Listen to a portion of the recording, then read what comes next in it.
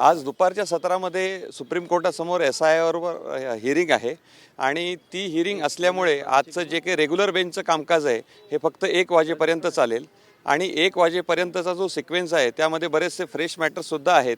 त्यामुळे आता हे OBCचं प्रकरण, आरक्षणाचं प्रकरण आणि प्रलंबित निवडणुकांचं प्रकरण याच्यावर आज सविस्तर सुनावणी होईल का नाही याविषयी थोडंसं मी साशंका आहे.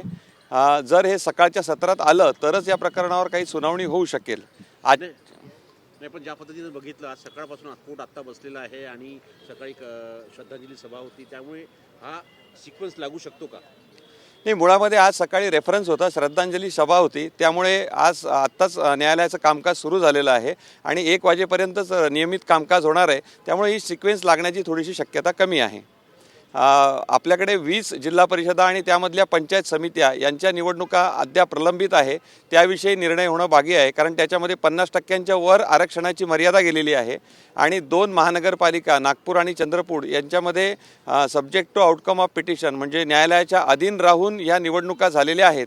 तसेच काही नगरपालिका आणि नगरपंचायतीच्या निवडणुकासुद्धा जिथे आरक्षणाची मर्यादा ही 50% वर गेलेली आहे त्यासुद्धा न्यायालयाच्या आदेशाच्या अधीन राहून झालेल्या आहेत.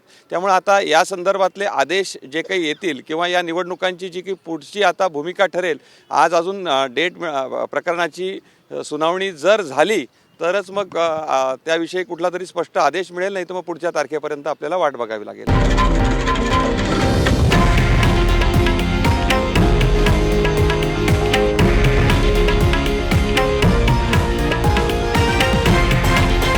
हे आहे देशातील नंबर 1 न्यूज नेटवर्क आणि आपण पाहत आहात TV9 मराठी, एकमेव.